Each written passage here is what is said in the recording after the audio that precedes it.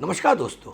तो दोस्तों, सबसे पहले मैं सारे व्यूअर्स को, सारे भारतीयों को कॉन्ग्रेचुलेट करना चाहूँगा कि बीजेपी ने, या एनडीए कह सकते हैं, एक स्पष्ट बहुमत की सरकार को हमने अपॉइंट किया है जो कर्मबद्ध है। मैं बहुत सारे वीडियो में मोदी जी ने शायद 4 साल में क्या किया, क्या नहीं किया, कहाँ घूमे, कैसे घूमे, सारी चीज़ें बेसिकली मैं अलग से वीडियो बना चुका हूँ जिसके अंदर बताया है कि मोदी जी 4 साल, जो बहुत एक जोक घूमता था ना जब 2014 में मोदी जी सेलेक्ट हुए थे तब, कि Modi ji always aeroplane mode में रहते हैं, या तो फ्लाइट में रहते हैं, विदेश में रहते हैं।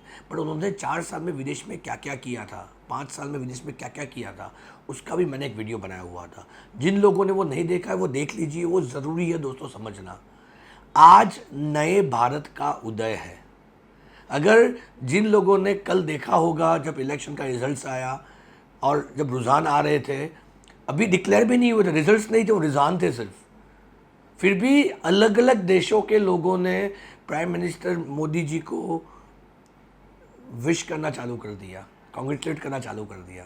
दोस्तों, यही स्ट्रेंथ आज इंडिया बना रहा है। वो 1947 का आज इंडिया नहीं रहा है। आज का इंडिया 2047 की बात, 2047 का सोचना चालू किया है। और उसी का नतीजा है जो हमारे यहाँ पे आज़ादी के बाद भी एक डायनेस्टी चल रही थी कि भाई जो दादा ने चालू किया है उनका लड़का होगा, उनका लड़का होगा, उनका लड़का होगा। उसको डायनेस्टी कहते हैं, राजाशाही कहते हैं। उसको हमने ध्वस्त किया है। और यही सच्ची डेमोक्रेसी है, यही सच्चा लोकतंत्र है जहाँ पे एक चाय वाला भी प्रधानमंत्री बन सकता है। तो दोस्तों, हम हर बंदा अगर ये सोचना चालू करे कि मैं कुछ करना चाहता हूँ, मैं कुछ देश के लिए करना चाहता हूँ, तो हमने सबसे पहला तो काम कर लिया है कि हमने राजाशाही के अगेंस्ट जाके एक लोकशाही, सच्ची लोकशाही को वोट किया है। और वही हमारी सबसे पहली जीत है। पर दोस्तों, यहाँ पे ये एक चीज़ ख़त्म नहीं होती है। सिर्फ चूज़ कर लेना और उसके बाद हम सिर्फ एक्सपेक्ट करें कि सारी चीज़ें, जादू मंत्र सिर्फ नरेंद्र मोदी जी करेंगे, ऐसा नहीं होना है। हमें भी उसके लिए उतना ही कटिबद्ध होना ही है। हमारा देश पहले से ही कर्मवादी है, कर्म के सिद्धांत के ऊपर बना हुआ हमारा देश है। हमें भी उसके बाद भी कर्म करते रहने हैं। मैं हर बार कहता हूँ, आज़ादी को हमारे 70-75 साल हो गए। कब तक ये 1947 में अंग्रेज लूट के गए थे, अंग्रेज ये करके गए थे, करके रोते रहोगे। आज बारी आई है नए भारत को दुनिया में लेके जाने की। स्टार्ट थिंकिंग ऑफ 2047 कि जब भारत की आज़ादी को 100 साल होंगे तब हमारा भारत कहाँ पे होगा। ये अगर सोचना आज अगर शुरू करते हैं हम लोग, तभी जाके देश को हम बदल सकते हैं। और हमारा भी एज अ IIIEM यही उद्देश्य है कि लोग जागरूक हो।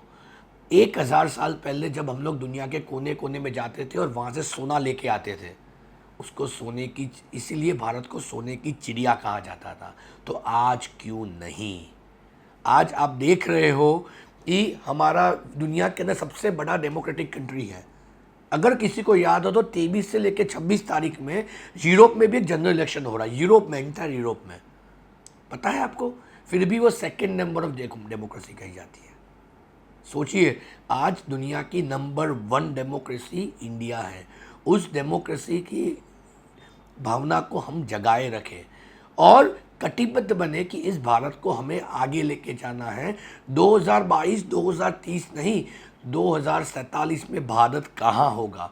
क्योंकि शायद मोदी जी आज है, अगले 5 साल रहेंगे, पर हमें तो एटलीस्ट दूसरे 40-50 साल और सदियों तक भारत को आगे लेके जाना है। वो तभी हो पाएगा जब भारत के नागरिक ये सोचना चालू करेंगे। हमने वोट देके और एक सरकार चुन के एक फैसला अच्छा किया है। अब हमारा दूसरा कर्तव्य बनता है कि उसके साथ में साथ जो देश की ज़रूरतें हैं, जो देश की रिक्वायरमेंट्स हैं, उसको भी हम लोग लेके आए। अगर आपने जीतने के बाद का मोदी जी का भाषण सुना होगा तो मोदी जी ने बहुत अच्छी चीज़ें की। उन्होंने किसी को क्रिटिसाइज़ नहीं किया, ना राहुल गांधी जी को किया, ना ममता बनर्जी को किया, ना नायडू को किया। उन्होंने सिर्फ एक चीज़ बोली कि आज भारत के अंदर सिर्फ 2 जातियां रही हैं। कौन सी 2 जातियां? मैं ये मेरे पाकिस्तान, अफ़गानिस्तान, बांग्लादेश या जिस देश के भी लोग मेरे व्यूअर्स हैं उन सबको गुजारिश करूँगा, बहुत सुनने की बारी है दोस्तों।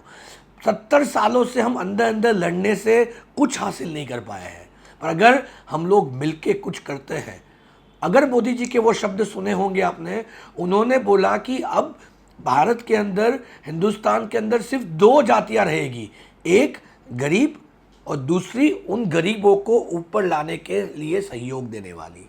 तो दोस्तों लड़ाई लड़नी है अगर हमें, तो वो गरीबी के सामने लड़नी है। मैं सिर्फ भारत की नहीं, पाकिस्तान की भी बात कर रहा हूँ, बांग्लादेश की बात कर रहा हूँ, जिस जिस कंट्री की बात कर रहा हूँ जहाँ पे भी हम लोग 70 सालों से लड़ रहे हैं, अब हमारी लड़ाई गरीबी के सामने है कि वो विकास से ही हो सकता है।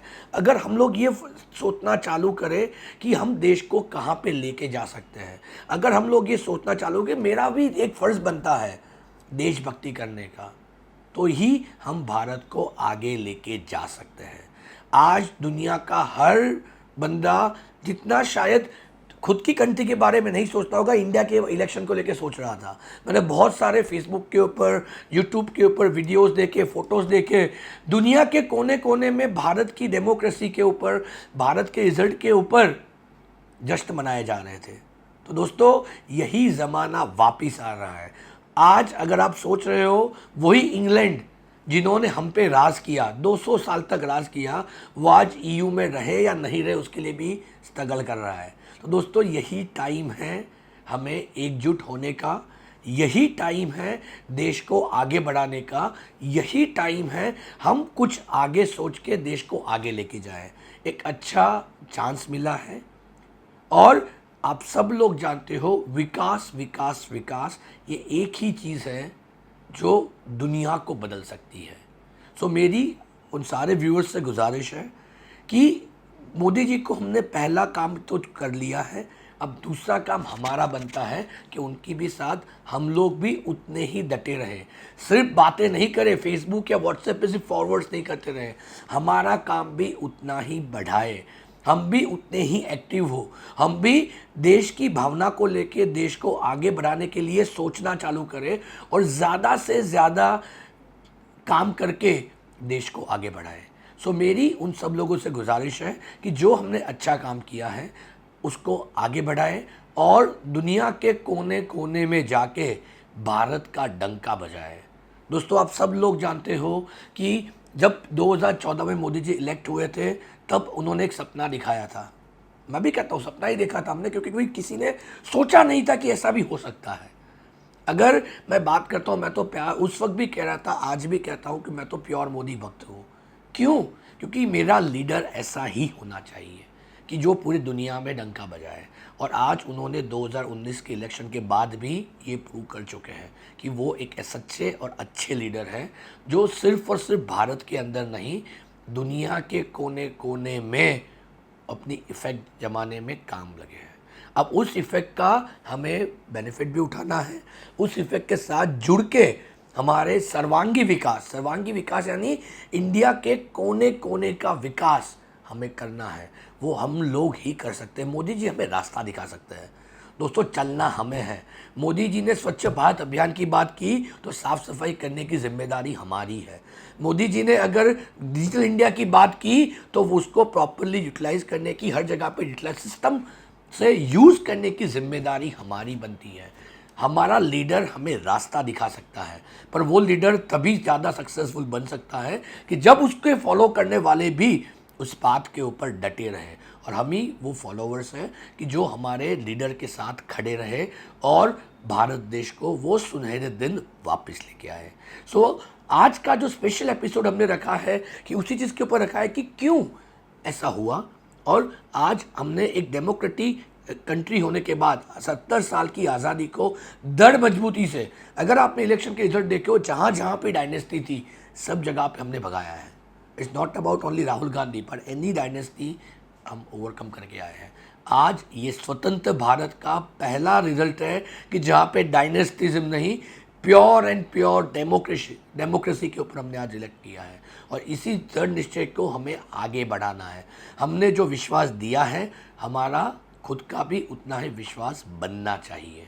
क्योंकि मैं हमेशा मानता हूँ कि हर अथॉरिटी साथ में साथ रिस्पॉन्सिबिलिटी लेके आती है। तो मेरी हमें भी गुजारिश है कि हमें एक अथॉरिटी मिली, हम जब डेमोक्रेट हुए हैं, हम जब आज़ाद हुए हैं, तो हमें एक अथॉरिटी मिली है कि अपने स्वतंत्र डिसीजन लेने की।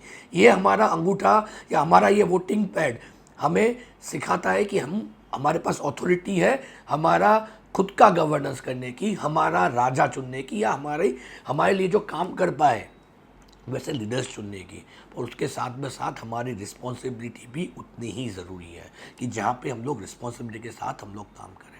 तो हम लोग एक रिस्पॉन्सिबिलिटी निभा रहे हैं एज ए IIIEM, जहाँ पे लोगों को जागरूक कर रहे हैं कि जो सुनहरे दिन थे, जो सोने की चिड़िया के दिन कहे जाते थे भारत के, वो वापिस आए इंडिया में। और उसके अंदर का आज एक अच्छा कदम बढ़ा है कि जहाँ पे हम लोग पूर्ण स्वराष्ट्र या स्वराज्य के ऊपर काम कर रहे हैं। तो मेरी उन सारे व्यूअर्स से गुजारिश है कि अब उसके ऊपर एक्शन लो और आगे बढ़ो। वो पूरी दुनिया हमारे साथ है। ये युग भारत का युग है। सारे लोग आज US से ले लो या चाइना का ऑल्टरनेटिव ढूंढ रहे हैं, और उसका सच्चा और अच्छा ऑल्टरनेटिव सिर्फ भारत, भारत और भारत ही है। तो ये हमें सोच डेवलप करने की ज़रूरत है। आज का हमारा जो एपिसोड है उसी के ऊपर बेस्ड था। Congratulation to all of you जिन्होंने एक अच्छी सरकार चुनी, और इसके आगे मैं कांग्रेस उन लोगों को भी करना चाहता हूं जिन्होंने उसके ऊपर ट्रस्ट दिखाया। Right, so wish you all the best, आगे बढ़ते रहो। अब बारी आती है हमारे प्रोग्राम के ऊपर कि हम जो प्रोग्राम कर रहे हैं आस्क ट्रिपल के नाम से, कि जिसके अंदर हम लोग अलग अलग टाइप के क्वेश्चंस, अलग अलग टाइप की क्वेरी सॉल्व करते हैं एक्सपोर्ट रिपोर्ट को लेके। सो मेरी उन सब लोगों से गुजारिश है कि जिन्होंने भी हमारे वीडियोस नहीं देखे हैं या जो भी नए व्यूअर्स हैं, उन सब लोगों से मेरी गुजारिश है कि ज़्यादा से ज़्यादा वीडियो देखिए, समझिए और ज़्यादा से ज़्यादा क्वेश्चन भी पूछिए। आपके मेजॉरिटी क्वेश्चंस का हमने आंसर दे के रखा हुआ है। I am quite glad to share, day by day questions बढ़ रहे हैं।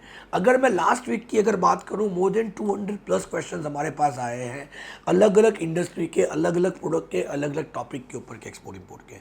हमने शायद उसमें से 80 से 90% तक के आंसर्स ऑलरेडी दे चुके हैं। सो मेरी गुजारिश है, हमारे बहुत सारे वीडियोज़ अवेलेबल हैं, एक बार वो सारे वीडियोस गो थ्रू कर लीजिए, जहाँ पे आपको सारी इन्फॉर्मेशन मिलेगी। और नहीं है तो आप #AskTripleM लिख के ये आपके क्वेश्चन पूछ सकते हैं, क्वेरी कर सकते हैं, तो will be happy to give the answer. अगर आपको ये प्रोग्राम अच्छा लगता है, आपको लगता है कि आज हम लोग कुछ देश की भावना के साथ लोगों को जागरूक करने का काम कर रहे हैं, तो मेरी आप सब लोगों से गुजारिश है, प्लीज़ ये शेयर कीजिए, लाइक कीजिए और सब्सक्राइब कीजिए हमारे चैनल को, ताकि हम लोग ज़्यादा से ज़्यादा लोगों तक इस चीज़ को लेके जाएं, ज़्यादा से ज़्यादा लोगों को इस चीज़ को लेके जागरूक करें, और ज़्यादा से ज़्यादा लोग इस इंडस्ट्री में आए, जुड़े, एक्सपोर्ट समझें और आगे बढ़ के काम करें। So I really thank to all of you for